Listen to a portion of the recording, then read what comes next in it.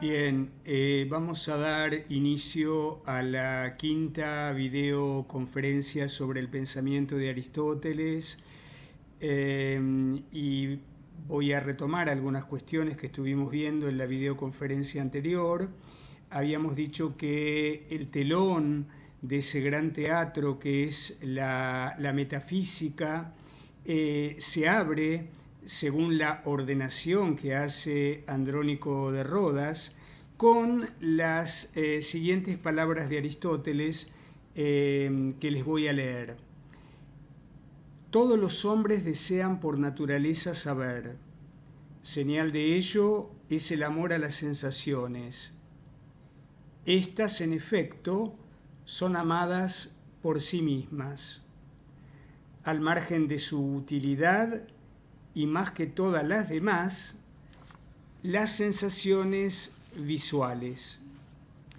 Bien, así se abre la metafísica con estas palabras introductorias de Aristóteles. Y lo que decíamos es que acá hay un gesto muy empirista por parte de Aristóteles. Acá empezamos ya a ver cómo el anclaje del saber está en la experiencia y sobre todo en la experiencia sensible.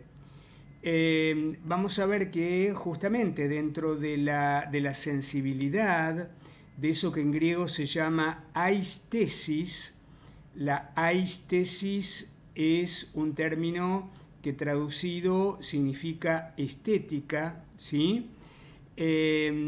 La sensibilidad, les decía, está en el origen del conocimiento, ¿sí? Es decir, el conocimiento es originariamente conocimiento sensible, conocimiento de las cosas sensibles.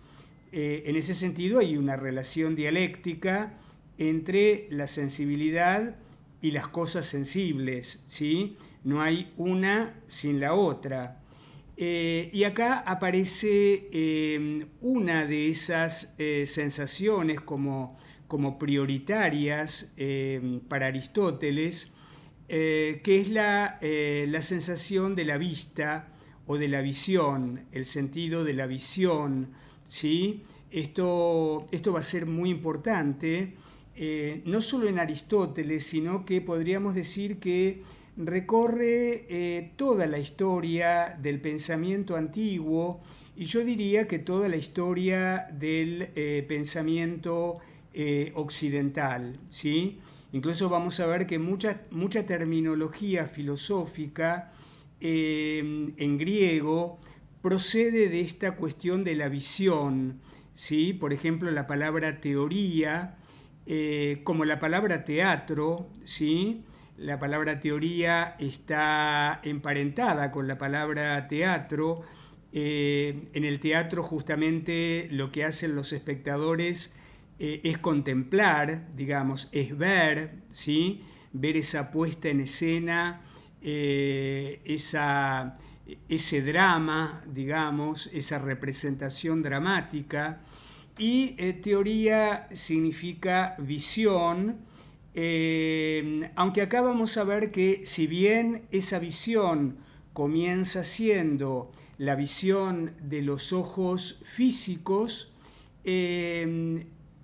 lo que se propone o lo que se está buscando es la visión intelectual, la contemplación intelectual, ¿sí? Que esto es lo que va a significar la palabra teoría, ¿sí? Contemplación intelectual o esfuerzo intelectual por ir más allá de los particulares sensibles. Bien, habíamos dicho que la usía en Aristóteles tiene dos significados. La usía designa tanto las entidades sensibles como también las esencias, ¿sí? Es decir, por un lado tenemos la usía sensible o usía primera, que tiene como característica la multiplicidad, ¿sí? Por ejemplo, decíamos la multiplicidad de árboles, ¿sí? En la realidad fáctica nos encontramos con el álamo, el ombú, el sauce, el pino, el alerce, ¿sí? Y de esa multiplicidad vamos a abstraer las notas comunes que nos van a llevar justamente a lo uno de lo múltiple, es decir, a la unidad. Entonces, esa unidad va a ser el otro significado del término usía para Aristóteles, es decir, la usía inteligible o la usía segunda, ¿sí? Disculpen que tengo que hacer clic en la pantalla porque aparece algo que me ilumina y lo tengo que sacar. Así que les pido disculpas. Entonces, yo lo que les decía es que, digamos, lo primario en el acto de conocer es el encuentro con la usía sensible, ¿sí? Es decir, yo me encuentro con el pino, me encuentro con el abeto, me encuentro con el alerce, con el sauce, con el pino, con el ombú, digamos, es decir, me encuentro con la multiplicidad, diríamos, con una gran variedad, diríamos, de ejemplares que forman un conjunto, es decir, ejemplares que comparten determinadas características y que justamente por eso van a formar o van a conformar una misma especie. Esa especie es justamente la usía segunda, ¿sí? Entonces, lo primario en el acto de conocer van a ser las entidades físicas, y de las entidades físicas vamos a derivar las entidades suprasensibles, o lo que en términos de Aristóteles va a llamarse los universales, ¿sí? Entonces, sintetizando, el conocimiento en Aristóteles procede de lo más conocido para nosotros hacia lo menos conocido en sí mismo, ¿sí? Es decir, procede de lo más conocido, que repito, son las entidades físicas, hacia lo menos conocido, que son las entidades suprasensibles o lo que podríamos llamar el ser en sí. Recordemos que el ser en sí es el objeto genuino de la ciencia. La ciencia es algo diferente de los particulares sensibles, y en esto hay coincidencia entre Platón y Aristóteles, ¿sí?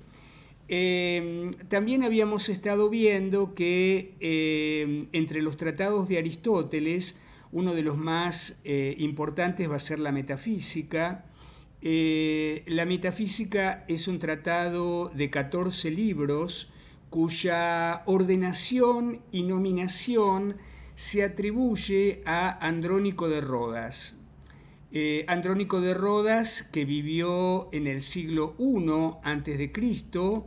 y es el 10º sucesor de Aristóteles en el Liceo. Habíamos dicho también que el primer sucesor de Aristóteles en el Liceo era Teofrasto. Teofrasto fue discípulo de Aristóteles y también es el precursor de los doxógrafos, ¿sí? Es el precursor de esto que se llama doxografía, que ya vamos a ver en alguna de las conferencias, vamos a explicarlo, ¿sí? Entonces, vamos a ver que quien ordena estos tratados, estos escritos independientes unos de otro, que son en realidad son notas, apuntes de alumnos y también diríamos, el soporte de la enseñanza de Aristóteles. Quien ordena todo esto por núcleos temáticos va a ser Andrónico de Rodas, ¿sí? Esos núcleos temáticos corresponden a cada uno de los 14 libros que integran la metafísica. Entonces, en ningún momento a lo largo de todos estos 14 libros Aristóteles se refiere a la ciencia buscada, como la llama él, como metafísica. Es decir, Aristóteles no habla de metafísica, no es un término de Aristóteles el término metafísica, sino que es un término que introduce Andrónico de Rodas, ¿sí? Entonces, Aristóteles justamente se refiere a este saber como ciencia buscada o ciencia que andamos buscando, o también como filosofía primera. Vamos a ver que hay distintos criterios para poder interpretar este término metafísica por parte de Andrónico de Rodas.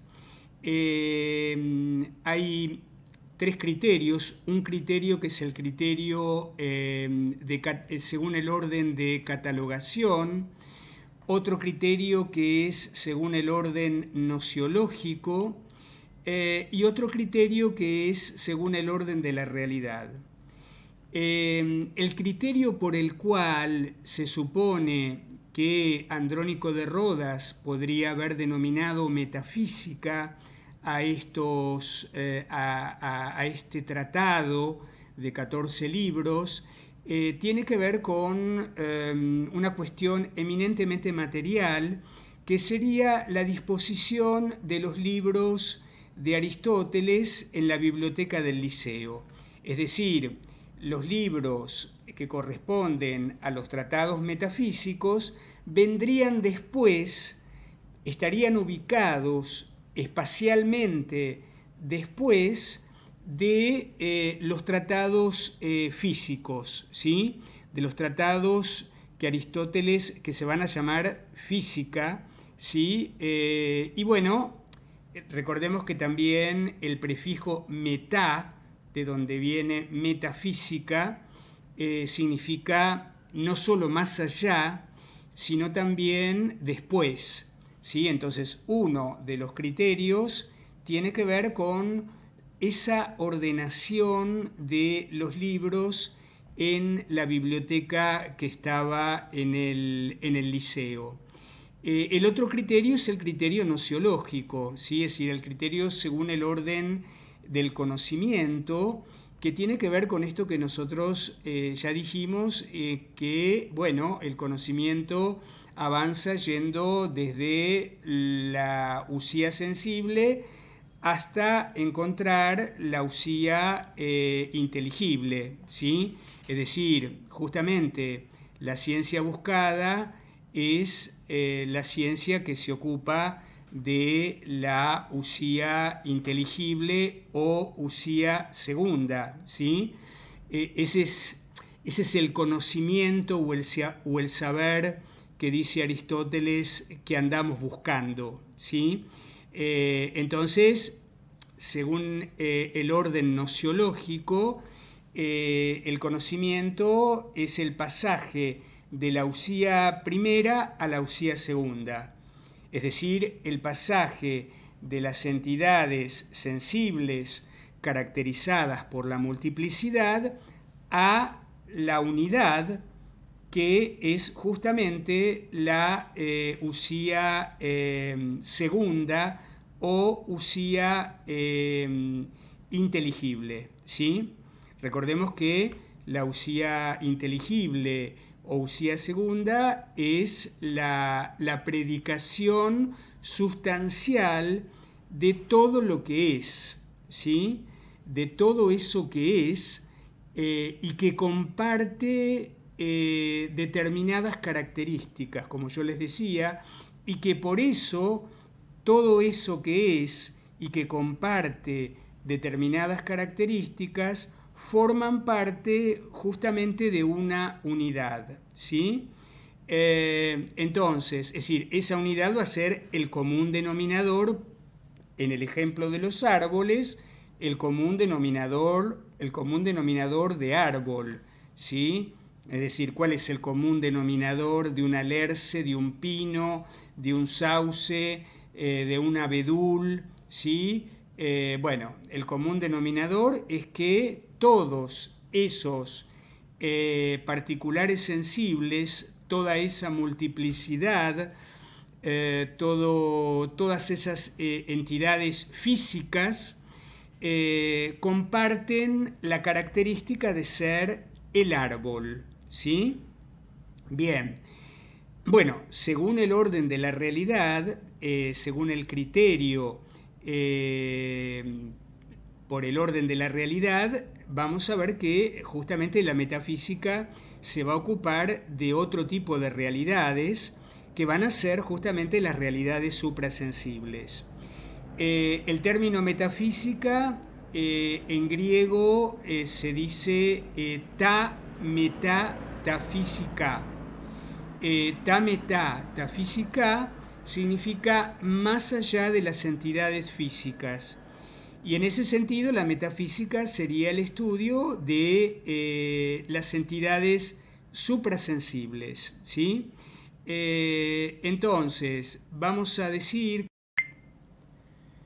ver entonces que en un sentido amplio la usía va a ser el compuesto de materia y de forma, es decir, la usía sensible, mientras que en un sentido estricto la usía va a ser justamente la forma, es decir, eso que hace que la cosa sea lo que es y no otra cosa, ¿sí? Es decir, también podríamos decir lo esencial, la usía segunda, lo esencial, el universal, ¿sí? Serían como términos que podemos usar para esta entidad, para esta usía en un sentido estricto, que sería, bueno, la usía inmaterial o la usía suprasensible, ¿sí? Por ejemplo, cuando decimos el árbol, no es lo mismo que cuando vemos el particular sensible, por ejemplo, un alerce o un pino o un álamo, ¿sí? Ahí estamos ante la presencia de lo material, ¿sí? Ahí está el ombú.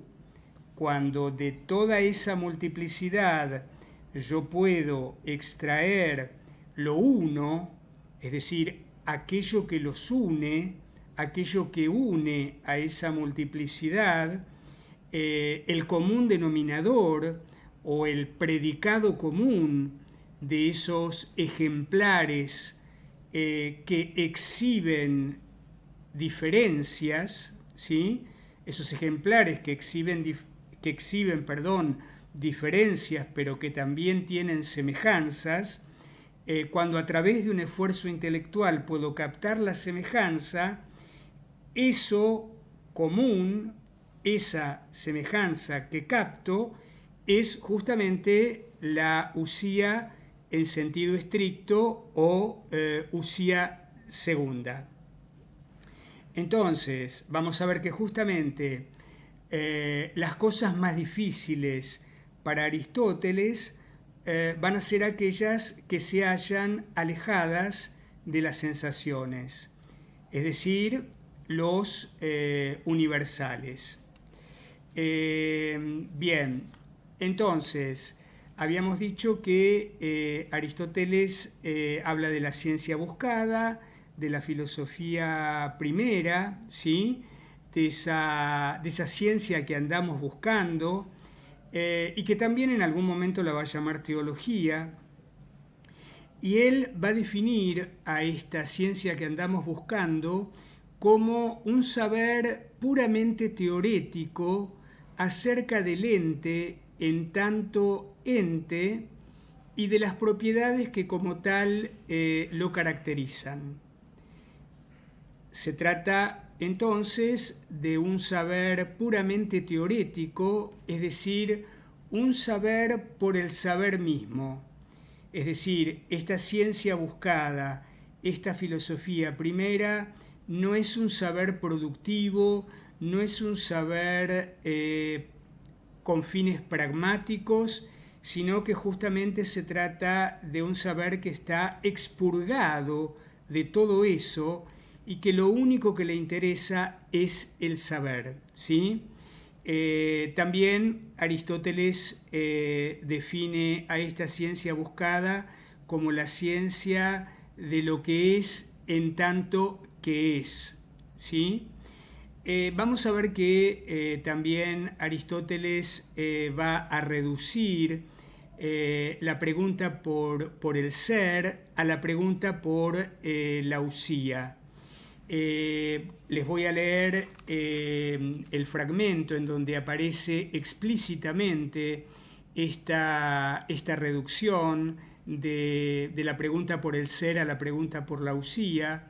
Dice Aristóteles: la cuestión que se está indagando desde antiguo y ahora y siempre, y que siempre resulta aporética, ¿qué es lo que es?, viene a identificarse con esta, que es la entidad.